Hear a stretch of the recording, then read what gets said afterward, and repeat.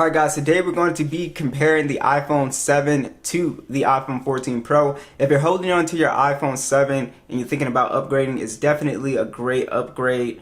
It's just pretty much a good upgrade across the board, from hardware to display, speakers, everything we're going to get into. So definitely I think it's worth it. But I want to kick it off with a speed test so I can see, because I personally want to see, like, is there going to be a big gap with speed here? So let's go ahead and open up Geekbench so we can see the Geekbench scores. So we do have the Apple A16 versus the Apple A10 chip. We're on iOS 16, we're on iOS 15. The iPhone 7 did not get the iOS 16 update, so that's also something to consider. Also, we have 128 gigs of internal storage, 6 gigs of RAM, and then the 7 base model is 32 gigs and 2 gigs of RAM as well. Alright, so you can see those big score differences. So I wonder how this is going to translate. So it should be somewhat of a difference, but again, I'm not sure. YouTube, boom. Again, not too big of a difference there. One thing you'll notice right off the rip is the smooth scrolling at 120 Hertz. The iPhone 7 is actually still pretty smooth though, but it's just not as smooth. So you'll notice that difference. Let's try Google Earth. Wow, this is actually not that big of a difference, guys. Now, maybe for games, we'll see somewhat of a difference. Temple Run.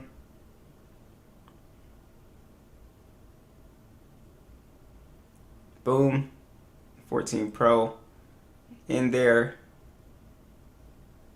So actually, that was a bit of a difference, but really not as dramatic as I thought it was going to be, guys. It just goes to show how strong these chips are that Apple makes. Subway Surf. That was almost immediate. Alright, so now we see a little bit of a difference. Got a little stutter on the 7. Yeah, the 7, it's like a little bit jerky actually when it comes to playing Subway Surf. It's like it almost can't really handle it. You guys can notice that a little, yeah, it's a little jerky. Well, it was at the beginning. Now it's pretty smooth. Yeah, but so far I'm impressed with the iPhone 7 actually. A lot of people, they say like Apple's slowing the phones down, but it doesn't look like it. It's still somewhat fast. I mean, the A10 versus the A16, and it's still pretty much on par with it. Yeah, this is not like dramatic as I thought.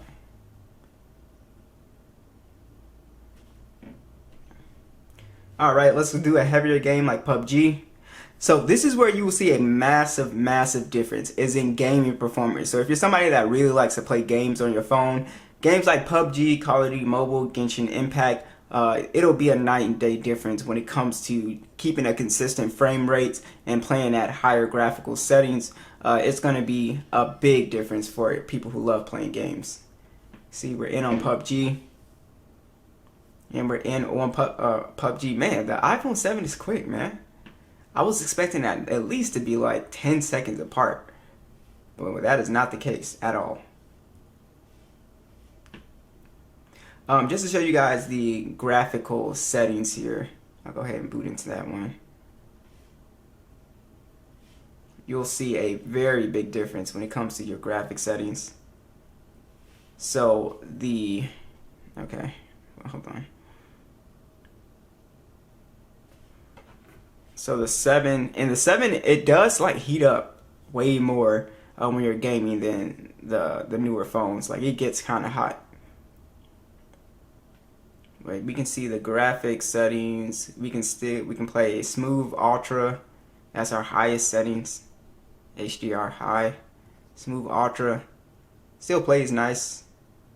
But with the newer phones, not only are they cooler, but HDR extreme, so you will notice a game experience right off the bat. And when they update the 14 Pro for the 90 frames again, it'll be even more of a jump in terms of smoothness and speed. So yeah, definitely you're getting a great update when it comes to overall performance and gaming performance. Alright, let's go ahead and talk about the screens on both of these phones.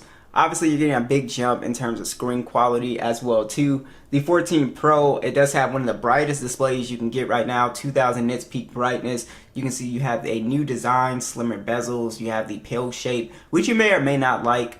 The 7 doesn't have any type of notch, it just has these sort of like thick bezels. And you have the Touch ID versus the swiping gestures as well. A lot of people like the buttons and stuff like that. I would say if you really want a phone with a button, you would go for a SE 2022 for sure. But yeah, so you do have an XDR OLED display at 120 hertz on the 14, 6.1 inches. It's a 1080p plus resolution, 460 for the PPI. The 7 still has a pretty crispy display, especially since the size of it is so small at 4.7 inches. And it's a 720p display, 326 for the PPI. Yeah, the display is just overall going to be better. Colors are going to be better. Borders are going to be slimmer. Yeah, it's just an overall better display. It's brighter, more color accurate. Yeah, it's just a great display upgrade in my opinion. That's if you don't mind having the pill shape cutout. But yeah, it's going to be a nice display upgrade for sure. And also the 120 hertz is just going to be silky smooth. That's one of the things you should notice immediately is how much more smoother the display feels. All right, here are the speakers. Let's go ahead and max volume. This is also something that we should see a big difference.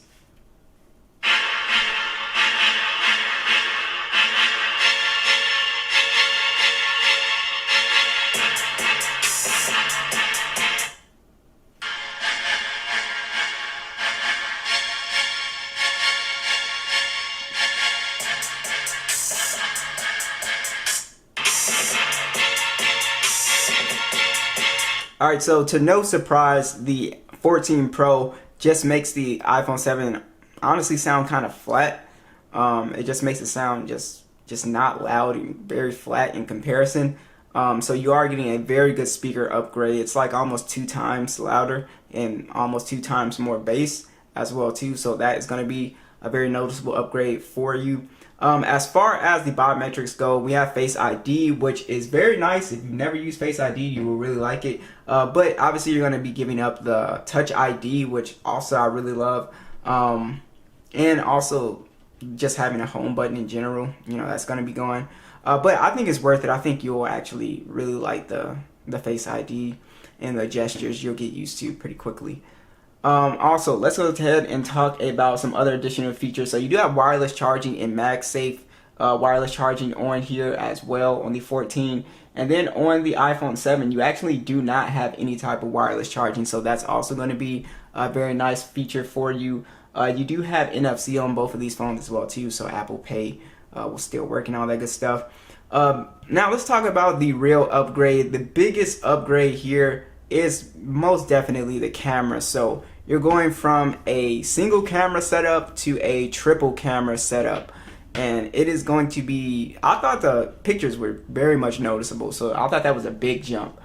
So 48 megapixel standard on the 14, 12 megapixel telephoto 3x, 12 megapixel ultra wide. You also have a macro mode, 4K video at 60, then a 12 megapixel selfie camera that also shoots in 4K 60. And then we have just a single 12 megapixel camera on the 7. It shoots in 4K 30, then a 7 megapixel selfie that shoots in 1080p. You are going to get some new modes in the camera, like the cinematic mode and stuff like that. And like I said, the macro mode and all that good stuff. And yeah, so I'm going to show you guys the side-by-side stills. Be sure to let me know what you guys think.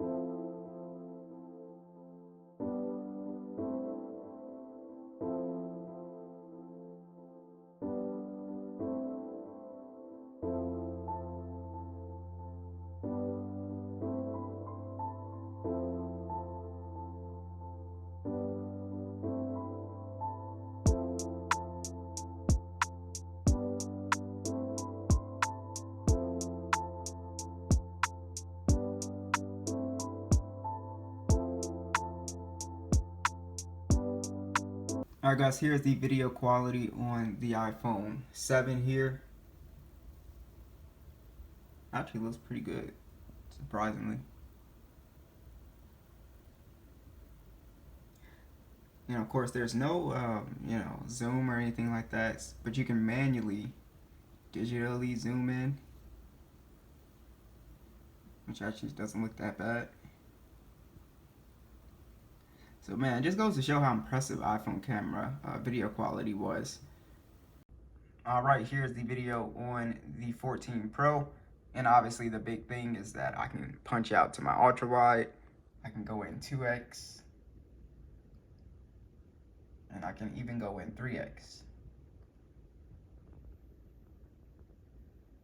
Alright guys, so the battery life experience is also going to be pretty much night and day experience. So you're going to get on the 7, it typically gets around 4 hours of screen on time. This iPhone 14 Pro is looking like it'll get around like 8 hours of screen on time. So that is a big jump. You'll notice the battery life probably the most for most people. So you just get a much bigger battery and it's just better optimized here. And like I said, you get the wireless charging as well too. If you want to know the specs on that, you do have a 3200 milliamp battery versus the 1960 milliamp battery.